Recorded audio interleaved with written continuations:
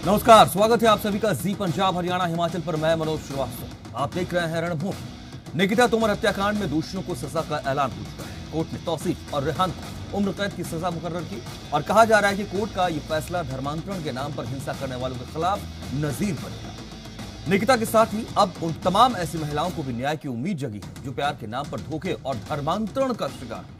और सरकार भी धर्मांतरण के खिलाफ सख्त कानून लाने की तैयारी कर चुकी है। सवाल ऐसे में कुछ उठेंगे और लाजमी है कि क्या निकिता के हत्यारों की सजा से समाज में परिवर्तन आएगा? क्या महिलाओं पर ऐसे हमले अब रुक जाएंगे? क्या इस बात की गारंटी मिलेगी कि कोई और निकिता और गुड़िया नहीं मारी जाएगी? रणभूमि में आज के फैसले पर हम बात करेंगे। इसके अलावा हम ये कोशिश करेंगे कि जिस तरीके से ये घटना घटी और इसके लेकर के कोर्ट का फैसला आया है, एक नजीर पेश करने की भी कोशिश नजर आई है। और सरकार जो कानून लाना चाह रही है धर्मांतरण के खिलाफ, उसका कितना व्यापक असर नजर आ सकता है। इन तमाम बातों को आज की डिबेट में समेटने की कोशिश करेंगे।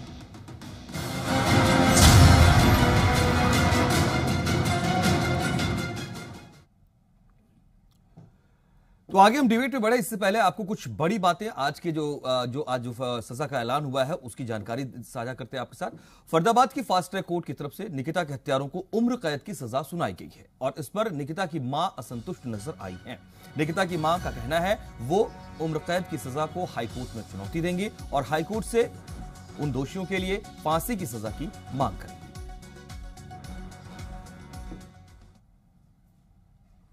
इससे पहले जब इन दोनों को ही दोषी करार दिया गया तब हरियाणा के मुख्यमंत्री मनोहर लाल ने निकिता हत्याकांड में आए फैसले पर संतोष जाहिर किया था और उस दौरान भी मुख्यमंत्री मनोहर लाल ने कहा था कि हरियाणा में भी धर्मांतरण के खिलाफ बहुत जल्द हम सख्त कानून या अध्यादेश लाने की तैयारी में है और उसको लेकर के बहुत तेजी से काम चल रहा है। लेकिन समय कम था इस बार विधानसभा में अंत में, इसलिए उसको एक विचार करेंगे कि या तो उसके ऊपर ऑर्डिनेंस आएगा, नहीं तो अगला सेशन बहुत जल्दी हमारा हर 3 महीने में 4 महीने में सेशन आता ही है, उसमें हम लेकर के आएंगे। इसकी नितांत आवश्यकता है। कारण क्या है कि बहुत से ऐसे केसेस हमारे सामने आए हैं जब धोखे से, लालच से, पैसे से, शादी का लालच दे करके अन्य कई प्रकार के तरीकों से ये जो परिवर्तन होता है, मजहब परिवर्तन, धर्म परिवर्तन जिसको कहें, ये उचित नहीं है। इसके विरोध में सब समाज के लोग हैं। ये जो परिवर्तन होता है, मजहब परिवर्तन, धर्म परिवर्तन जिसको कहें, ये उचित नहीं है। इसके विरोध में सब समाज के लोग हैं। इसमें हर एक वर्ग, हर एक समाज वो चाहता है कि इस प्रकार के चीज़ें नहीं होनी चाहिए। ठीक है, इस प्रकार के जितने भी केसेस होंगे उनके ऊपर फास्ट ट्रैक कोर्ट के माध्यम से हम कार्रवाई कराएंगे। जैसे हमने 12 साल की बच्चियों के खिलाफ जो अपराध होते हैं उसको फास्ट ट्रैक में डाला है, तो उसी प्रकार के ये भी केस हैं, इनको भी फास्ट ट्रैक पर कराएंगे। तो फास्ट ट्रैक कोर्ट के माध्यम से ये जो एक इतना जल्दी उसका निर्णय हुआ है, इससे मैं संतुष्ट हूँ। तो एक बड़ा फैसला आया है और सजा का ऐलान होने के बाद इसके बड़े इंपैक्ट क्या हो सकते हैं ये समझने की कोशिश करेंगे। हमारे साथ डिबेट में कुछ खास मेहमान जुड़ रहे हैं, हम उनके पास चलते हैं और आपको बताते हैं कि हमारे साथ कौन कौन लोग इस डिबेट में शामिल हो रहे हैं। हमारे साथ आज के इस डिबेट में बहुत सारे लोग जुड़ने वाले हैं। आपको बताते चलें कि आज कोर्ट की तरफ से जो सजा का ऐलान किया गया है, इस मसले पर बातचीत करने के लिए हमारे साथ बीजेपी से वंदना पोपली हैं। बहुत स्वागत है आपका वंदना जी। अमरदीप बराड़ साहब, आप हमारे साथ कांग्रेस की तरफ से प्रतिनिधि हैं, बहुत स्वागत है आपका भी। हमारे साथ एडवोकेट अदल सिंह भी हैं, आप निकिता के परिवार से हैं, आप उनके मामा हैं, बहुत स्वागत आपका भी। आपके पास भी आएंगे और समझने की कोशिश करेंगे कि ये जो पीड़ा का दौर था और अब एक जो सजा का ऐलान हुआ है, इसको कैसे आप लोग देखते हैं परिवार के तौर पर। इसके अलावा हमारे साथ एडवोकेट दीपेंद्र सिंह भी हैं, आप पंजाब हरियाणा हाईकोर्ट के में हैं और आप निकिता के केस से कंसर्न भी लगातार रहे हैं। आप सबका स्वागत है। एक बड़ा दिन भी कहेंगे और यह फैसला एक नजीर समाज के लिए बनेगा, ऐसे उन लोगों के खिलाफ एक नजीर बनेगा जो प्यार में धर्मांतरण के नाम पर लोगों की जिंदगियां, लड़कियों की जिंदगियों को बर्बाद कर देते थे। हमारे साथ वंदना पोपली, सबसे पहले आपके पास आऊं, इस फैसले को कानूनी दायरे से केवल देखा जाए या हम इसको सामाजिक सरोकार में एक बड़ा बदलाव हरियाणा में लाने वाला फैसला भी देख सकते हैं? मुझे लगता है कि हरियाणा में नहीं पूरे देश में एक मैसेज जाना चाहिए कि अगर जबरदस्ती धर्मांतरण कराने की कोशिश की जाती है तो उसका अंजाम क्या हो सकता है। यहाँ पर आप देखेंगे कि तकरीबन 5 महीने के अंदर ये डिसीजन आया है, फास्ट ट्रैक कोर्ट में इस केस की सुनवाई चली, इससे मैं पूर्ण रूप से संतुष्ट हूँ।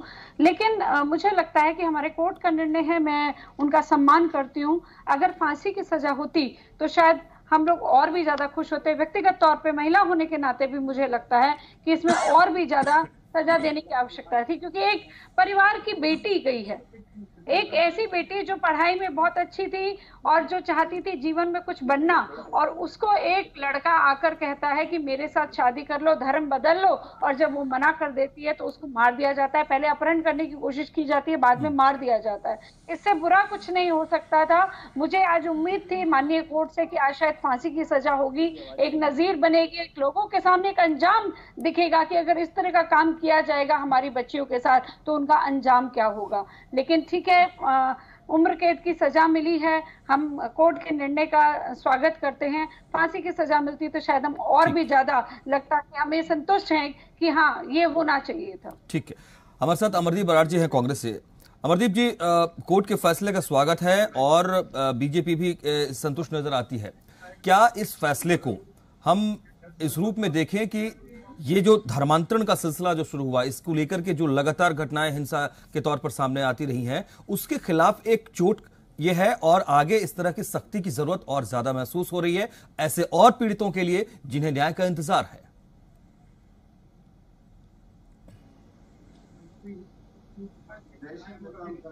बिल्कुल बिल्कुल जय जी, जब हमारे समाज में इस तरह की घटनाएं होती हैं तो वो सारे समाज के लिए एक अभिशाप की तरह होती हैं। और जो माननीय कोर्ट का जो फैसला इस पर आया है, मैं भी वंदना जी की इस बात से सहमत हूं कि इनको फांसी की सजा होनी चाहिए थी, लेकिन जो कोर्ट का फैसला है वो माननीय है। और मैं आपके सामने आज डिबेट पर आए हैं, कई दिनों के बाद आया हूं, मैं आपके सामने एक मुद्दा और रखना चाहूंगा। मैं रतिया क्षेत्र, फतेहाबाद जिला रतिया क्षेत्र से आता हूं और वहां पर पिछले कुछ दिनों में 13 साल की एक बच्ची के साथ गैंग रेप की घटना हुई, जिसको खुद मैं पर्सनली उसमें उस बच्ची के साथ गया, पुलिस स्टेशन में भी, हर जगह। मैं कहना चाहता हूं कि जो हमारे प्रदेश की पुलिस है, सभी नहीं ठीक है, वहां के जो SHO थे रुपए जी, उन्होंने बड़ी वो की मदद की, लेकिन जो महिला सब इंस्पेक्टर थी गीता रानी, उसने लड़की को सहयोग भी नहीं किया और उसको कई तरह से कहने का, जैसे कि तुमने उसकी जिंदगी खराब कर दी, जा तू झूठ बोल रही है। एक 12.5-13 साल की बच्ची क्या झूठ बोलेगी? अगर आप देखें तो 12 और 13 साल की जो बच्ची होती है वो क्या झूठ बोलेगी? उसको तो कुछ पता भी नहीं होता।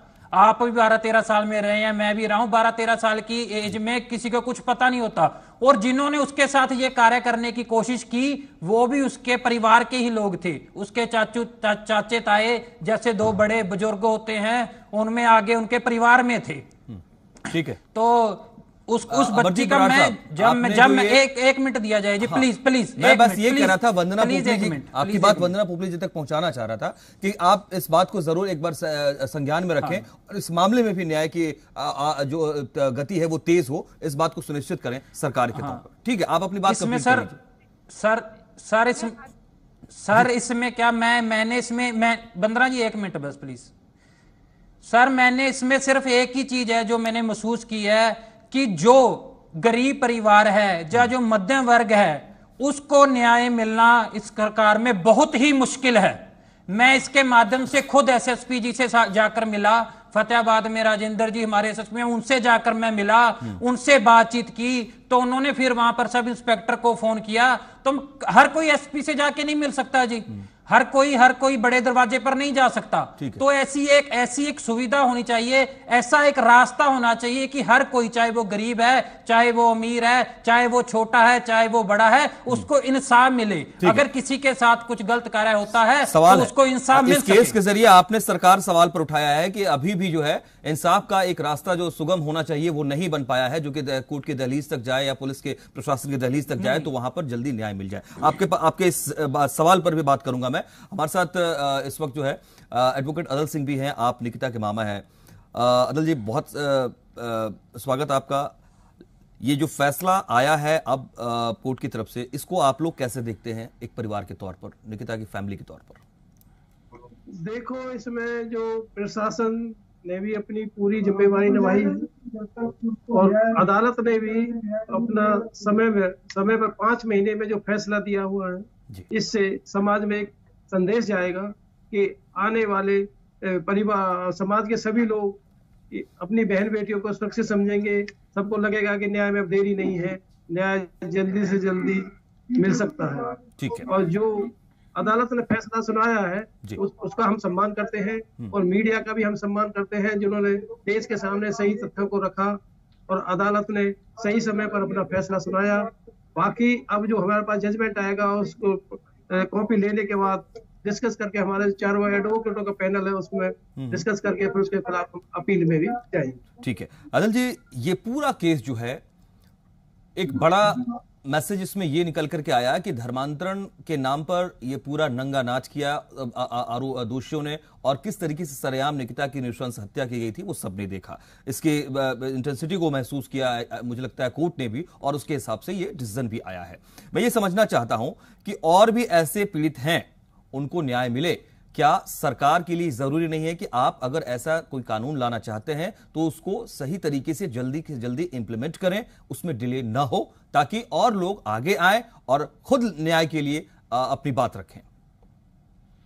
तो मेरा तो सभी सरकारों से, सेंट्रल सरकार से यही कहना है कि ऐसी जिन बहन बेटियों के साथ ऐसे घिनौने अपराध होते हैं, उन अपराधों को ऐसे 5-5, 6-6 महीने के अंदर ही डिसाइड करके जो भी इस अपराध करते हैं, इस टाइप के अपराधी क्रिमिनल को जल्दी से जल्दी सजा फांसी तक मिलनी चाहिए, जिससे समाज पे और देश को विश्वास होगा न्यायपालिका पे भी कि हमें न्याय में देरी नहीं होगी, हमारे न्याय में देरी नहीं होगी हमारे लिए। और बाकी आगे से जो क्रिमिनल प्रति के जो अपराधी किस्म के जो बच्चे हैं, आगे ऐसे अपराधों को दोबारा ना दोहराएं, उनको भी एक तरह का एक सबक मिलेगा। ठीक है, हमारे साथ एडवोकेट दीपेंद्र सिंह भी हैं, आप पंजाब हरियाणा हाई कोर्ट में हैं और इस केस में कंसर्न भी रहे लगातार। दीपेंद्र जी, कोर्ट के इस फैसले पर निकिता की फैमिली की तरफ से ये बात सामने आई है, खास करके मां ने कहा कि वो बहुत संतुष्ट नहीं है और हाई कोर्ट एक बार फिर से जाएंगे। कैसे आप देखते हैं इस केस को, इस मेरिट को, और जो ये डिसीजन आया है उसके बीच क्या बातें रही होंगी? सबसे पहले तो मैं सिस्टम को ड्यू रिस्पेक्ट दूंगा कि 5 महीने के अंदर उन्होंने इस फैसले को, पुलिस ने इन्वेस्टिगेशन किया, चालान फाइल कर दिया और सेशन कोर्ट ने 55 बयान, प्रोसिक्यूशन विटनेसेस के बयान लिखे और उसके बाद सजा सुना दी। आज ये कुदरत का करिश्मा है कि 26 अक्टूबर 2020, आज 26 मार्च 2021 है, 26 अक्टूबर 2020 को 3:30 बजे इन्होंने, दोषियों ने निकिता को गोली से मारकर गिरा दिया था। और आज 26 मार्च 2021, 5 महीने एग्जैक्ट में, इनको आज 3:30 बजे ही उम्र कैद की सजा सुनाई गई। अब परिवार ये कहता है कि उम्र कैद की सजा से वो शायद सेटिस्फाइड नहीं है और वो हाई कोर्ट में के न्यायालय में, उच्च न्यायालय में फांसी के लिए जाएंगे। तो ये अधिकार उनको प्राप्त है, प्रोसिक्यूशन को भी प्राप्त है, सरकार, हरियाणा सरकार को भी प्राप्त है, और विक्टिम उनके माँ बाप हैं निकिता के, उनको भी प्राप्त है कि वो हाई कोर्ट में जाके अपील फाइल कर सकते हैं 60 दिन के अंदर, और ये हाई कोर्ट से प्रार्थना कर सकते हैं कि इनको फांसी की सजा दी जाए। क्योंकि अगर आप इस केस का एविडेंस देखेंगे, अगर आप इस केस की सीसीटीवी फुटेज देखेंगे जो कि बिल्कुल क्लियर है, जो कि हाई कोर्ट में भी, ये पहले जो दोषी हैं ये दोनों हाई कोर्ट आए थे और इन्होंने जो फरीदाबाद पुलिस ने जो जांच की थी उसके खिलाफ यहाँ याचिका दायर की थी कि फरीदाबाद पुलिस ने कुछ नहीं किया है इस केस में। उन्होंने 11 दिन के अंदर पॉलिटिकल प्रेशर और समाज के प्रेशर के अंदर चालान दे दिया। जज साहब ने वो सारी जो पुलिस ने इन्वेस्टिगेशन की, चालान फाइल किया, जज साहब ने वो हाई कोर्ट में, यहाँ जस्टिस सुदीप आलूवालिया ने सारी वो केस स्टडी किया। उसके बाद सीसीटीवी फुटेज उन्होंने देखी और सारे उन्होंने पहलुओं का विचरण किया। उसके बाद जज साहब ने ये फैसला 30 पेज का सुनाया कि फरीदाबाद की पुलिस की जो इन्वेस्टिगेशन है वो बिल्कुल सही रास्ते पर चली है और उन्होंने साइंटिफिक एविडेंस पे रिलाई किया है, सीसीटीवी फुटेज पे रिलाई किया है, जो इनके दोषियों के जो कैमरे, जो फोन है, मोबाइल फोन, उनको जो मैच किया गया कि 26 अक्टूबर को जिस दिन उन्होंने निकिता की हत्या की वो वहीं मौजूद थे। वो अग्रवाल कॉलेज के आसपास ही दोनों दोषी मौजूद थे, उन दोनों के मोबाइल भी वहां पे कनेक्ट हुए। तो फरीदाबाद पुलिस ने 11 दिन के अंदर एक रिकॉर्ड चालान फाइल किया जिसमें कि उन्होंने scientific evidence, mobile phone, CCTV footage और साथ में तीन जो आई विटनेस मौजूद थे कॉलेज में, जो इनके जो 2 सहेलियां थी और साथ में इनका एक भाई था जो कॉलेज के परिसर में मौजूद थे जहां पर हत्या की गई कॉलेज के सामने। वहां उन्होंने आई विटनेस को सब कुछ देखते हुए जज साहब ने 30 पेज का फैसला सुनाया था कि फरीदाबाद पुलिस की इन्वेस्टिगेशन बिल्कुल सही रास्ते पर चल रही है। और उसी का आज रिजल्ट ये आया है कि 55 गवाह जो प्रोसिक्यूशन के थे उनकी बात को मानते हुए जज साहब ने आज उनको पहले दोषी करार किया, उसके बाद उनको उम्र कैद की सजा सुना दी। तो ये इस फैसले का मैं स्वागत करता हूं और आगे दोनों पक्षों को अब राइट है, वो पक्ष भी अपील अपनी फाइल करेंगे और अगर इनके माँ बाप चाहेंगे, अगर वो संतुष्ट नहीं है कि भाई उम्र कैद से उनको कोई संतुष्टि नहीं है, तो हम अपील हाई कोर्ट में जरूर फाइल करेंगे और हाई कोर्ट से याचना करेंगे कि उम्र ऐसे दोषियों को जिन्होंने कॉलेज के सामने एक 20-21 साल की लड़की को कॉलेज के सामने दिन दहाड़े 3:30 बजे अग्रवाल कॉलेज और मिल्क प्लांट के सामने मेन सड़क पर गोली मार दी, ऐसे दोषी को फांसी दी जाए। ठीक है सर, आप हमारे साथ बने हुए हैं। वंदना पोपली हमारे साथ बनी है। वंदना पोपली जी, एक तो कोर्ट और न्यायिक प्रक्रिया के तहत समाज में जो विश्वास है वो लगातार गहराया है, वो बढ़ा है हाल के दिनों में, कुछ सालों में, ठीक है। लेकिन अगर बराड़ साहब सवाल उठा रहे हैं, अगर कहीं कोई चूक की स्थिति सामने आती है तो क्या सरकार की एक बड़ी जिम्मेदारी नहीं बनती है कि आप उस लूप होल्स को ठीक करें, आप ऐसा क्लू ना छोड़े कोई जिसके जरिए आरोपी किसी भी सूरत में बच पाए या उनको जो जेन्युइन सजा मिलनी चाहिए उसमें किसी तरीके की कमी आ पाए? ये सुनिश्चित करना जिम्मेदारी होगी। अगर आप सिर्फ पहले मैं इस केस की बात करूंगी और उसके बाद आपकी बात का जवाब दूंगी। इस केस में आप देखेंगे कि सरकार से लेकर पुलिस तक का सभी का जो रोल है बहुत संतोषप्रद रहा। आपने देखा होगा कि एसआईटी बिठाई गई, उसके बाद 11 दिन के अंदर। वंदना जी, ये बात तो ठीक है, ये तो सब लोग कह रहे हैं, ये निकिता की फैमिली हो या उनके साथ कंसर्न एडवोकेट्स है, वो सब लोग है। बात ये है कि नॉट ओनली दिस केस, एक लार्जर प्रोस्पेक्ट में हम क्यों ना देखें हर एक छोटे बड़े केस को। बिल्कुल, हर एक छोटी बड़ी चीज को ही देखा जाता और मेरी सरकार इस बात के लिए प्रतिबद्ध है कि जो महिलाएं हैं उनके लिए सुरक्षित वातावरण होना चाहिए और इस तरह के केसेस नहीं होने चाहिए। आप देखेंगे कि बीच में एक समय ऐसा आया कि छोटी बच्चियों के साथ अपराध बहुत ज्यादा बढ़ गए थे, तो उसी समय हमारी सरकार ने, हमारे जो मुख्यमंत्री जी हैं, एक कानून लेकर आए कि 12 साल की अगर छोटी बच्ची है उनके खिलाफ अपराध होता है तो उसके लिए फांसी का प्रावधान किया गया। आप देखेंगे उसके बाद नंबर में बहुत जबरदस्त गिरावट दिखाई दी। तो एक अंजाम दिखाना बहुत जरूरी है। साथ के साथ आपकी बात सही है कि हर एक छोटे लेवल पे भी उसको चेक करना जरूरी है। बराड़ जी, आप जिस विषय में बात कर रहे हैं कि आपकी बात सही है कि हर कोई एसएसपी के पास नहीं जा सकता, लेकिन उसके लिए हमने विमेन हेल्पलाइन नंबर भी रखी हुई है। आप यहाँ पर कह रहे हैं कि जो महिला पुलिस थी उसका, कि जो इंस्पेक्टर थी उसका जो रोल है वो अच्छा नहीं रहा। हालांकि हमने कोशिश यही कही कि महिला से महिला ही ट्रीट करें, लेकिन अगर वहां पर भी आपको लगता है कि बिहेवियर अच्छा नहीं रखा तो दुर्गा शक्ति ऐप है, आप हेल्पलाइन नंबर पे जा सकते हैं, सीएम विंडो पर जा सकते हैं। इतने सारे प्रोविजंस रखे गए हैं। नहीं तो महिला आयोग, वहां पर महिला आयोग की कोई ना कोई मेंबर जरूर होगी, उससे मुलाकात हो सकती थी, वो तो कहीं पर भी जाकर मिल सकती है। आप पॉलिटिकल पर्सन है, आप साल पहले जा चुकी है। उस लड़की के पिताजी, उसके पिताजी बेड पर पड़े हैं। उस लड़की की अमरदीप जी, आपने कहा कि पुलिस तक, न्याय की प्रक्रिया तक पहुंचने का रास्ता सुगम हो, ऐसी कोशिश, तो इसके लिए तो कई विकल्प गिनाए वंदना पोपली जी ने। नॉर्मल पुलिसिंग की बात की उन्होंने, वुमेन हेल्पलाइन की बात की, पुलिसिंग की बात की उन्होंने, सीएम पोर्टल तक की बात की। सर, तो रास्ते तो है मेरी पूरी बात मैं जवाब दे दूंगा, मैं जवाब दूंगा। पहले ये सवाल इनको पूरी करने दे। नहीं, आप बोलिए। मुझे लगता है वंदना जी भी आपसे चाहती हैं कि आप कहना क्या चाह रहे हैं। हाँ जी, मैं ये कहना चाहता हूं। आप सुन लें बहन जी मेरी पूरी बात। जब उस लड़की का केस फाइल हो गया, 13 साल की लड़की है जो, वो तो कहीं नहीं जा सकती ना जी। प्रशासन को उसके पास आना चाहिए। उसके घर पर उसके माताजी 8 साल पहले डिवोर्स हो चुका है उसके पिताजी का, उसके पिताजी बेड पर पड़े हैं, तो उसके पास आना चाहिए ना। उसके पास दुर्गा शक्ति को आना चाहिए जो ये नाम ले रही हैं। उसके पास दूसरा जो नाम ले रही है सीएम विंडो, वो उसके पास आनी चाहिए। हर कोई तो नहीं जा सकता ना जी। ये क्या बात हुई? देखिए वंदना जी, मेरी बात सुनिए पूरी। आप कह रही हैं सीएम विंडो, दुर्गा शक्ति आप कह रही हैं, लेकिन उनमें से कौन उस लड़की के पास आया? कोई नहीं आया। सुन लीजिए, कोई भी नहीं आया। बराड़ जी, आप यहाँ पर बैठकर एक केस के बारे में चर्चा कर रहे हैं जिसके बारे में मेरे को यहाँ पर रेवाड़ी में बैठी हूँ, मुझे उस केस के बारे में नहीं मालूम है, लेकिन फिर भी मैं आपको आश्वासन देती हूँ कि मैं व्यक्तिगत तौर पर देखूंगी कि उस केस में क्या है। मैं आपकी बात को यहाँ पर बैठकर 1% भी नहीं मानूंगी, लेकिन अगर किसी बहन के साथ, किसी बेटी के साथ अन्याय हो रहा है तो मैं वहां पर आपको खड़ी जरूर मिलूंगी। इस चीज का आश्वासन मैं आपको जरूर देती हूँ। ये अच्छी बात है, ये ठीक है, ठीक है। एक पर्टिकुलर केस का अगर मुझे बहुत अच्छा लगा और मैं आपसे उम्मीद करता हूं कि आप जरूर उस बेटी के पास जाएंगी। आप मेरे से नंबर ले लें, मेरा नंबर ले लें, मैं आपको उसका तक पहुंचाऊंगा। आप लोग इस बारे में, मैं चाहूंगा कि आप उसको इंसाफ दिलाने में उसकी मदद करें। ये अच्छी बात है, ठीक है। मैं एक बारी जरा, अभी तक तो कोई बीजेपी का नहीं आया, पर आप पर मैं विश्वास कर लेता हूं कि आप जाएंगे वहां पर। नहीं, आप वंदना पोपली जी पर विश्वास कर रहे हैं, मतलब आप पार्टी वाइज ही एक तरीके से विश्वास कर रहे हैं, क्योंकि वो खुद जाएंगी तो, और उस सरकार की तरफ से प्रतिनिधि के तौर पर ही। खैर, एडवोकेट अदल सिंह जी और एडवोकेट दीपेंद्र सिंह जी, आप दोनों से एक बहुत गंभीर बात रखना चाहता हूं। अदल सिंह जी, आपके पास, चूंकि क्या ऐसा नहीं लगता है कभी कभी कि अगर ये सियासत ना हो बहुत सारे केसेस में, तो शायद बहुत सारे केसेस और जल्दी निपटाए जाएंगे और न्याय बहुत बड़ी संख्या में पीड़ितों को मिलता नजर आएगा?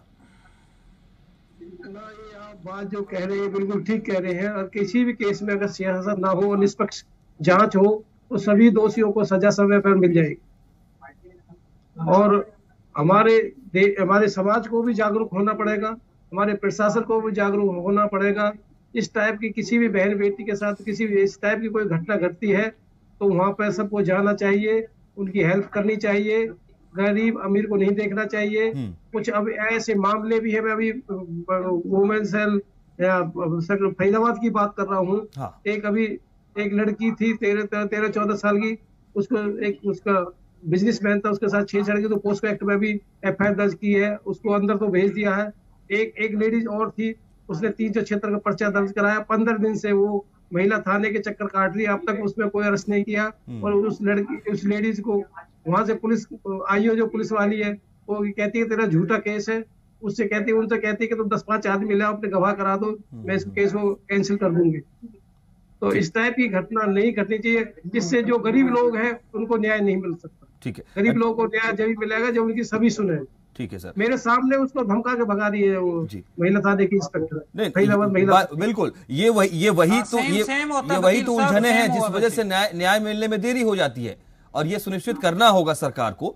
एडवोकेट दीपेंद्र जी, आप हमारे साथ हैं। मैं ये समझना चाहता हूं आपसे कि जी दीपेंद्र जी, आप मैं सुन पा रहे हैं? जी सुन पा रहे हैं जी, बताइए सर। मैं ये समझना चाह रहा हूं सर आपसे कि धर्मांतरण के खिलाफ हरियाणा सरकार कानून लाने की तैयारी कर चुकी है।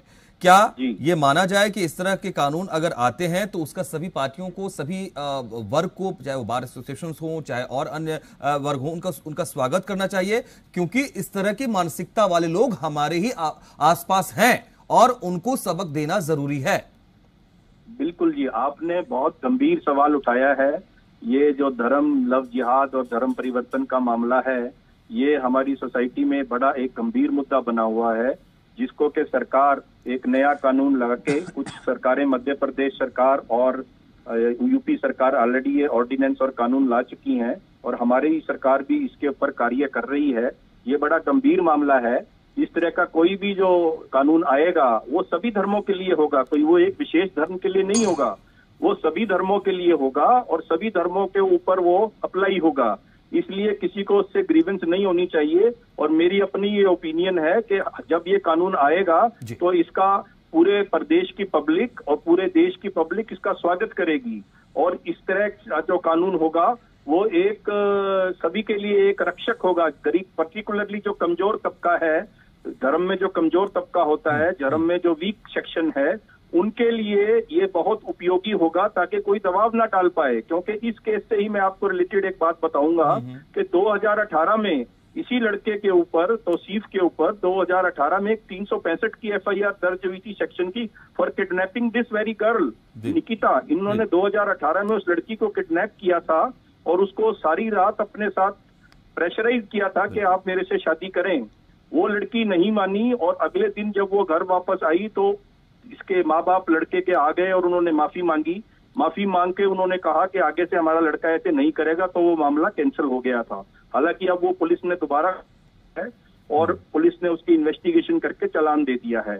तो ये लगातार प्रेशर बनाया जा रहा था निकिता के ऊपर कि वो अपना धर्म परिवर्तन करे। जी, जी। तो अगर ये कानून उस वक्त होता हाँ। तो आज ये नौबत ना आती, क्योंकि बिल्कुल। उस कानून के अंदर उस तौसीफ के अगेंस्ट एक्शन हो जाता और आज ये नौबत ना आती। लड़की को 21-22 साल की लड़की को अपनी जान से हाथ धोना पड़ा है। तो ये बड़ा अच्छा स्टेप है हरियाणा सरकार का। जगन सिंह जी, वाकई आपने बड़ी बात रखी है। अगर ये कानून पहले होता धर्मांतरण के खिलाफ तो शायद तस्वीर पहले कुछ और सामने आ गई होती, लेकिन चलिए इस बार भी फास्ट ट्रैक कोर्ट के हिसाब से इस एक तय समय सीमा के भीतर ये फैसला आया है। इसीलिए ऐसे केसेज और ऐसे डिसीजन जो है वो नजीर बनते हैं और इस तरह से और अभी जो पीड़ित वर्ग है उसको न्याय मिल पाए, वो आस, वो उम्मीद न्याय इस तरह के सारे केस फास्ट ट्रैक कोर्ट में सुने जाने चाहिए। सारे केस। आपकी इस प्रतिक्रिया का भी स्वागत करना चाहिए और मुझे लगता है कि इस तरह की प्रक्रिया आगे बढ़े तो बहुत अच्छी बात है। आप सभी का बहुत बहुत शुक्रिया हमारे साथ इस डिबेट में शामिल रहने के लिए और इस बड़े केस पर, बड़े डिसीजन पर अपनी राय रखने के लिए। और उम्मीद यह है कि और जो पीड़ित वर्ग है उसको भी